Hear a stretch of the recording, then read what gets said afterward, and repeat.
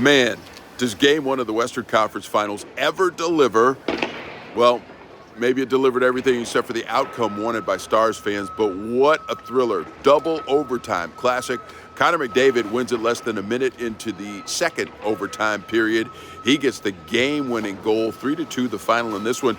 And there's several things to take away from this. First and foremost, you almost kind of feel bad for Stars goalie Jake Ottinger. He had a couple of incredible saves, one near the end of regulation, then another one in the overtime period.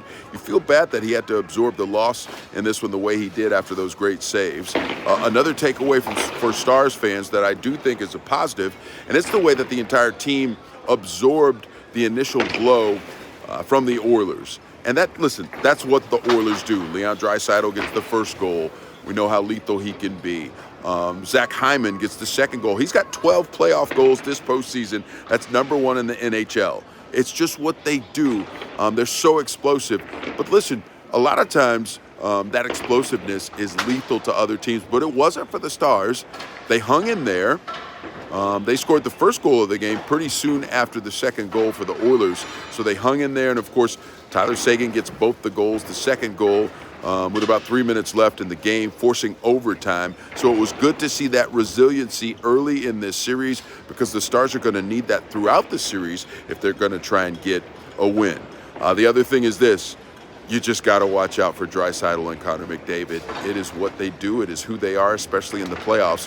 When you look at the history of the NHL, Leon Draisaitl is second and Connor McDavid is fourth in terms of points per playoff games. That's in the history of the NHL. And the other two guys in the top four, the great one, Wayne Gretzky at number one and Mario Lemieux is number three. So incredible company there. You got to watch out for those guys. They are playoff stat stuffers. But I'll leave you with this, and it's one last good note for all you Stars fans out there. After watching game one, I am convinced that we should all just settle in for what figures to be a long series between two high-level hockey clubs. So, game two, right here at the AAC, a couple days from now on Saturday, should be another great one.